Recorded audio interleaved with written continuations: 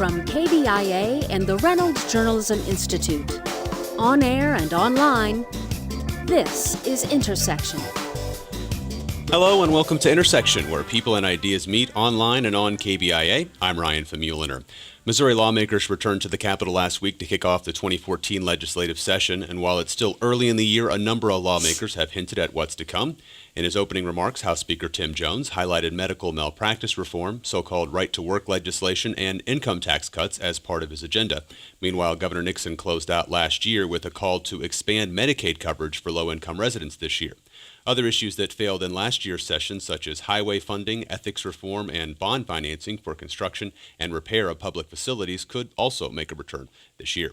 Today on Intersection, we'll talk to several state lawmakers and preview the 2014 legislative session. Joining me in studio, Chris Kelly is a Democratic representative for the state's 45th House District in Boone County. Representative Kelly, thanks for joining us. Happy to be here. Caleb Browden is a Republican House member representing the state's 44th District in Boone and Randolph counties. Representative Browden, thanks for being here. Thanks, sir. And Republican House Speaker Tim Jones represents the state's 110th District, serving St. Louis and Franklin counties. He was first elected as the Speaker of the House in September of 2012. Speaker Jones, welcome to Intersection. Thanks for having me. And we'd love to hear from you and our audience as well. What do you think should be at the top of the agenda this legislative session? Let us know by giving us a call at 573-882-8925 or email intersection@kbia.org.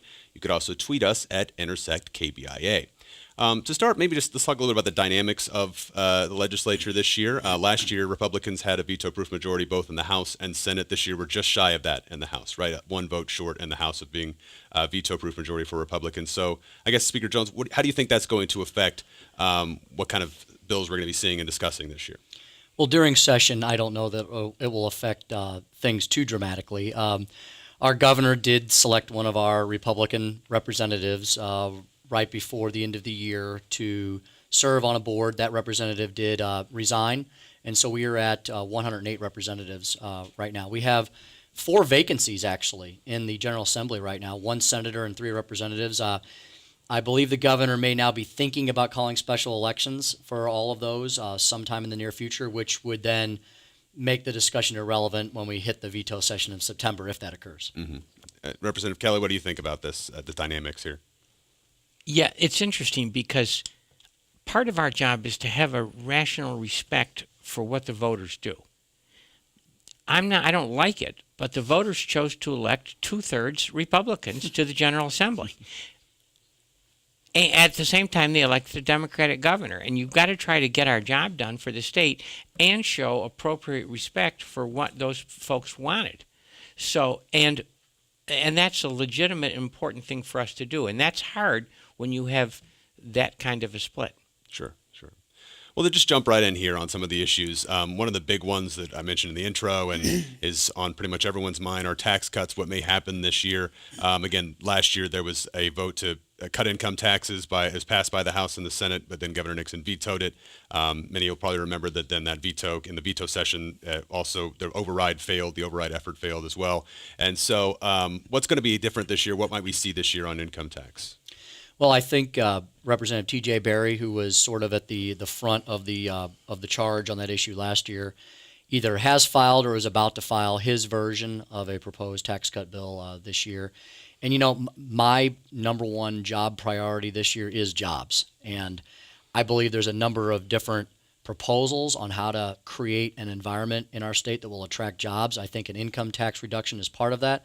I think a bonding proposal is part of that. I think discussing the worker freedom issue is part of that. I think discussing our litigation climate is part of that. So all that is part and parcel of the discussion. But Representative T.J. Berry has refiled a specific proposal for reducing taxes on a good chunk of Missourians. Others will be filed as well in both the House and the Senate. Right. And those that initial file, it seems like it's going to be much smaller than last year's proposal. The proposal last year, some estimates had it as much of an $800 million a year impact. This one, from what I've been reading so far, Representative Berry's talking about $80 to $120 million, something in that range, much smaller. What's the view on that? Because some Republicans are going to want more than that still. Right? That's correct. I think Representative Berry took into consideration all of the different arguments that were levied against the proposal and said, okay, who is our major focus group here for reducing taxes that will stimulate jobs the most? And I think he came up with what we usually come up with, small business owners. Small business owners make up the backbone of every economy in every state. They employ the majority of people in America. They pay the most the highest burden on taxation. So I think that's where his bill is targeted. That's not to say that other proposals do not have merit. I simply I believe that's where his aim is this year.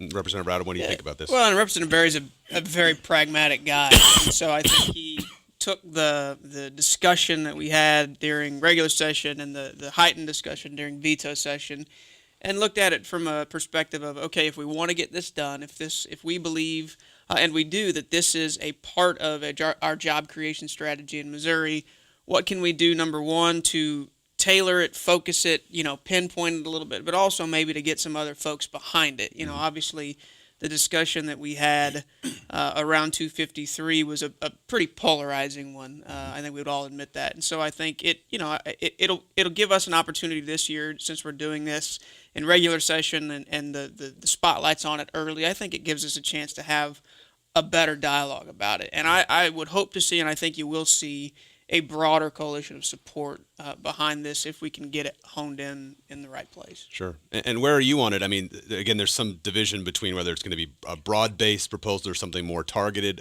Which do you prefer, I guess? I really like the idea of, and part of this goes back to, I think, what we may have some understanding of what the governor would be open to.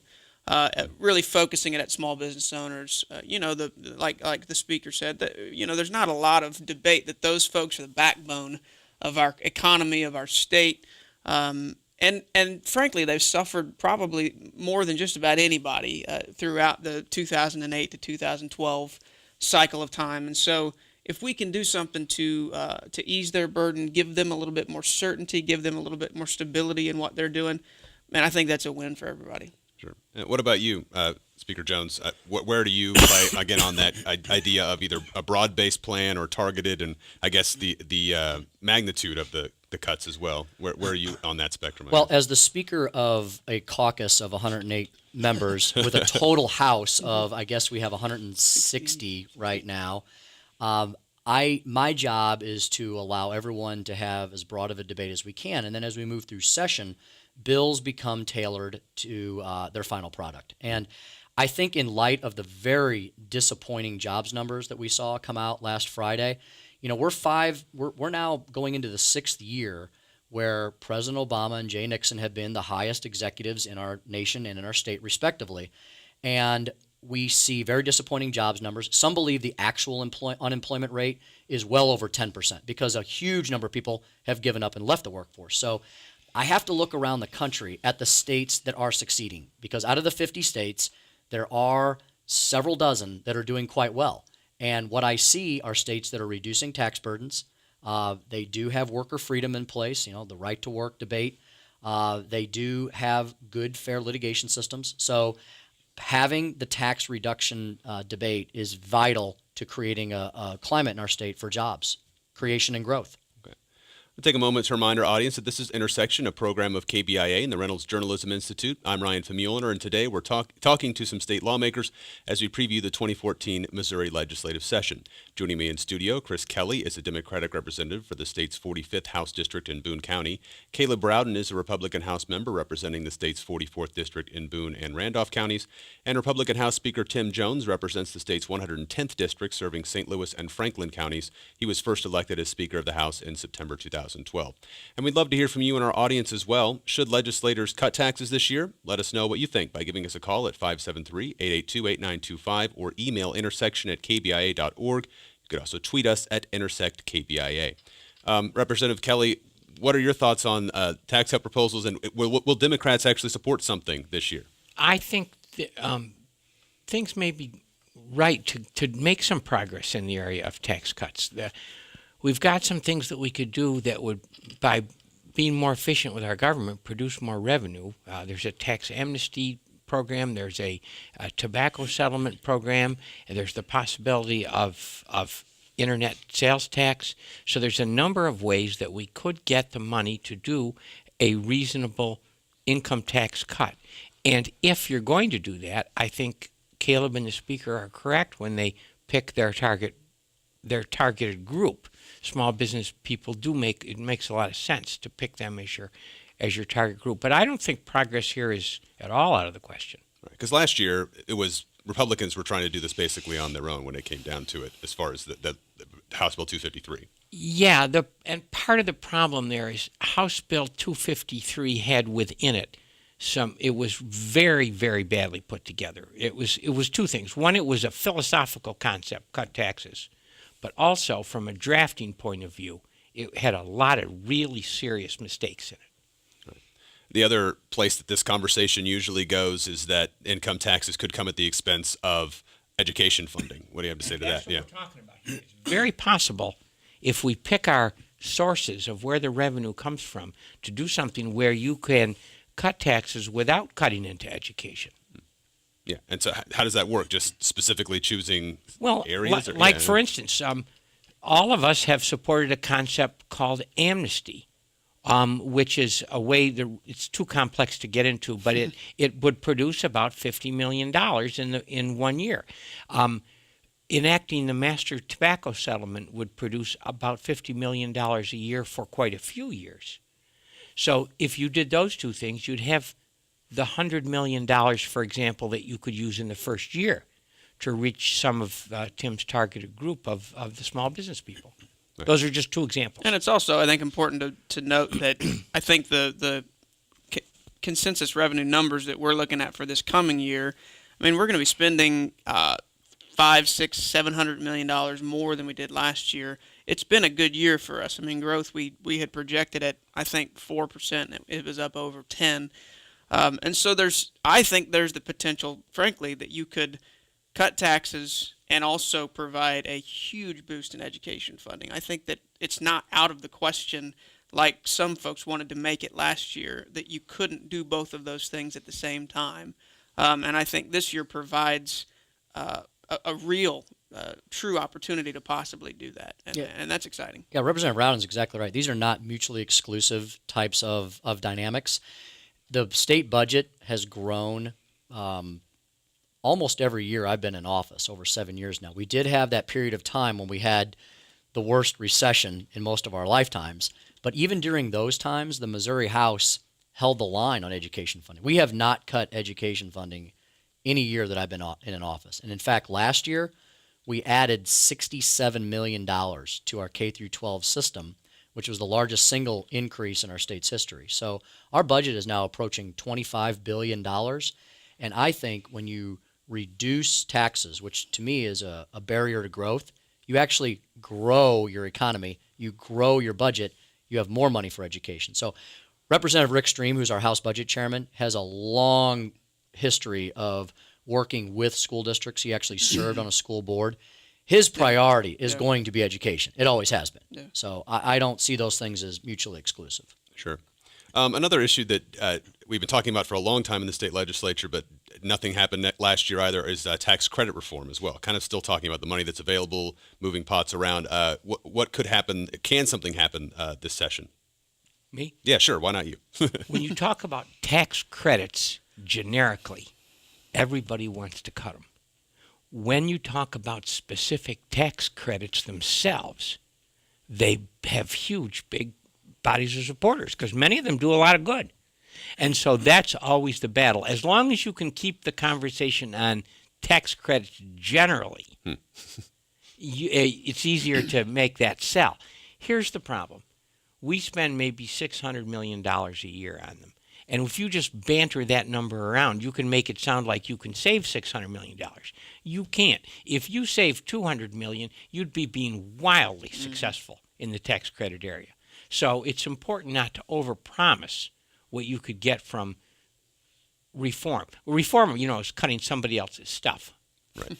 That's the definition of reform. Well, how do you think? Again, it's been tried for the last few years, actually, and nothing. What would it take for this to be successful? What kind of approach might actually work to have some reform in certain areas? You got to break them into pieces.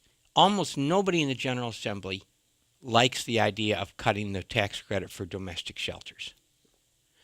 However, lots of people in the General Assembly would talk about, is there a way that we could bring the low-income housing tax credit, spend less money in that? And when I say less money, there's a range of, some people might want to cut it all out, some people wouldn't want to touch it, but we're all somewhere on that spectrum, and there's probably a place there where we could save some money in that area, and I've been a big supporter of that. But there's some things we could do. Same thing with the historics. Those are two of the biggest, and they're spectrums. Right. Speaker Jones, do you expect this to come up this session? Oh, absolutely. And I think with the three people here, you're going to see a lot of bipartisan agreement between the three of us as to, I think all three of us generally believe that tax credits, when employed the right way for certain specific types of projects, are beneficial to our state. However, I think all three of us agree we're okay with reforms in those areas. And in fact, all three of us, I believe, voted for the reform bill that we moved out of the House last year. And again, to put this in context, I've mentioned we have a state budget that's nearly $25 billion. Out of that $25 billion, we reached a peak last year in tax credit redemption of around $600 million. Percentage-wise, that's a small percentage of the budget. And actually, because of some reforms we put into place back in 2009 that a lot of folks have forgotten about, our redemptions this year are going to now drop down near to $500 million. So you're talking about a lesser piece of the pie. But for those who believe that, like Bob Dole and Ronald Reagan and Newt Gingrich did, that low-income housing tax credits are good for building senior housing instead of having the government do it all on its own, we believe that that helps build some beneficial projects for Missourians. It puts Missourians to work. It provides facilities for low-income seniors. When used correctly, those can be beneficial. Same thing with historic tax credits. All that being said, even though we are supportive of those, we did have a significant tax credit reform package that would have created another $100 million in savings every single year for the next 10 years. I think you've seen a lot of attempts to do this in both the House and Senate, and if you could have an up or down vote in both bodies, we would have probably passed these reforms by now. But there's a couple players in our state Senate that feel there needs to be more quote-unquote savings, and so they have simply not been able to have an up or down vote on a House tax credit reform bill to date. I want to take a moment to remind our audience that this is Intersection, a program of KBIA and the Reynolds Journalism Institute. I'm Ryan Famuliner, and today we're talking to some state lawmakers as we preview the 2014 Missouri legislative session. Joining me in studio, Chris Kelly is a Democratic representative for the state's 45th House District in Boone County. Caleb Rowden is a Republican House member representing the state's 44th District in Boone and Randolph counties. And House Speaker Tim Jones represents the state's 110th District serving St. Louis and Franklin counties. A Republican, he was first elected as Speaker of the House in September 2012. And we'd love to hear from you and our audience as well. Should legislators expand Medicaid this year? Let us know what you think by giving us a call at 573-882-8925 or email intersection@kbia.org. You could also tweet us at intersectkbia. We'd like to remind you that you can watch Intersection as streaming video online during our live conversations every Monday afternoon at 2 at kbia.org. You can watch that video and join our online chat by going to kbia.org and scrolling down to the link for Intersection. Again, that's Mondays at 2 online at kbia.org. And that is a big question we'll get to a little bit later, see if anyone has any specific questions about it. But first, one of the things in the same area we've been talking about is the tax incentives we just passed for Boeing. That obviously that project did not come here, went back to Washington State, the Boeing 777X. But what did we learn from that process as well, as far as what might work for tax incentives and I guess just in general for how we're going to be interacting with corporations like this? I wasn't here for the vote. I would have voted for it. You guys both, I think, voted for it, didn't you? Yes, we did. Nobody liked it, and everybody did what they thought they needed to do to keep us in the game. If you're looking at it from the point of view where we were, there's lots of good criticisms to not do it. But the fact of the matter is, when you have an opportunity like that, you probably have to do what you can to keep your state in the contest. And I think that's what happened.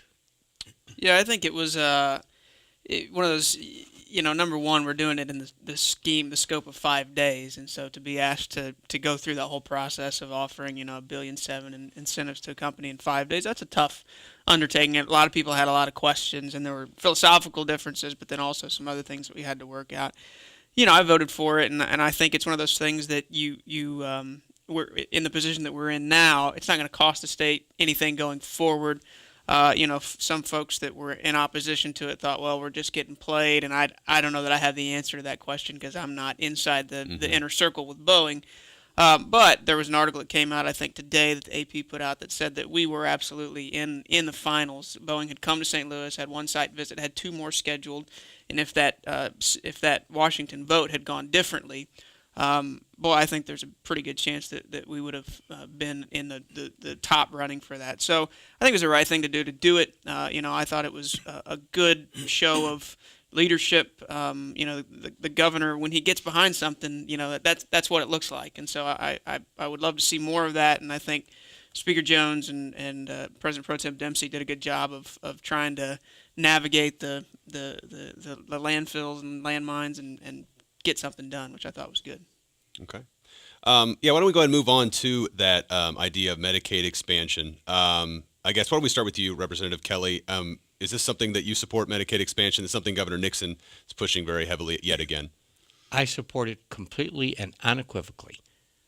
The State Chamber of Commerce, Associated Industries, 50 local, the Chamber of Commerce in almost every city in the state of Missouri supports it. The Missouri Highway Association, the Missouri Catholic Conference, everybody who runs hospitals and everybody who has a local economy to worry about supports it. Failure to do Medicaid expansion will, for example, cost us $30 million in Boone County if we don't do it. Yeah, it'll cost the state of Missouri hundreds of millions of dollars.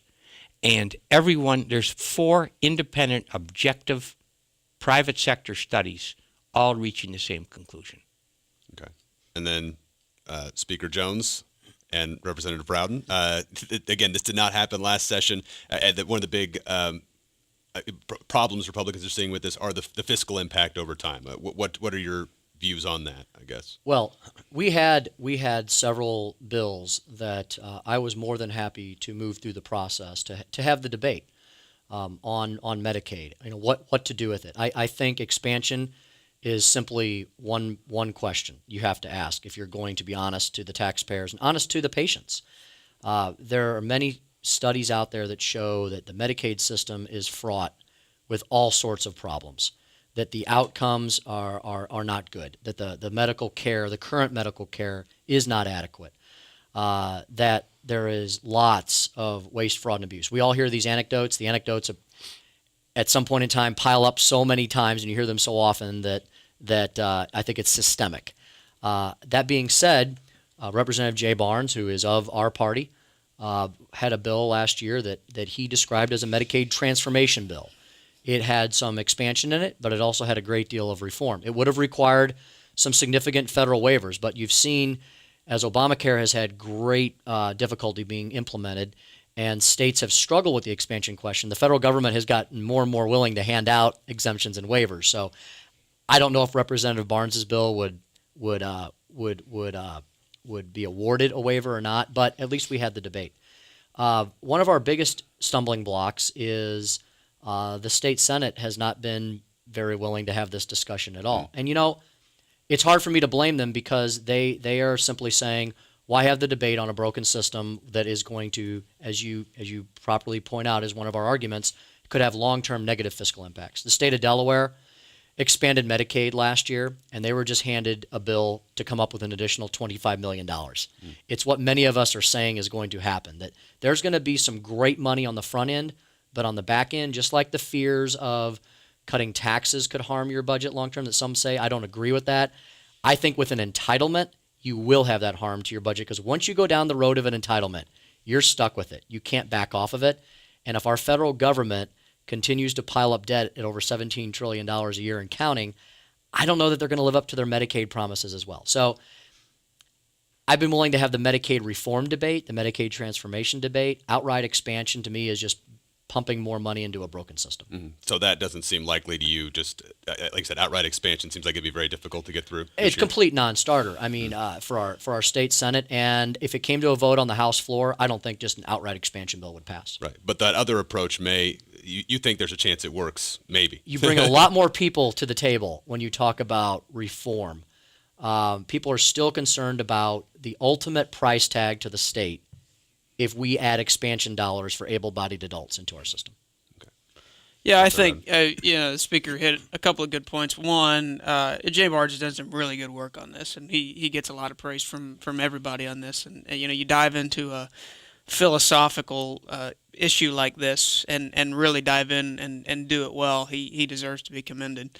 I had some issues with it last year. I have some issues with it this year. I'm more than open to the discussion, and I've talked to Representative Barnes numerous times, and we have ongoing discussion about what it's going to look like going forward. I think one piece of it that I've talked to Chris about this, talked to Senator Schaefer and some others. One piece of it that I think deserves a part of the discussion is, I'm not sure that the federal government's in debt up to its eyeballs. We all understand that.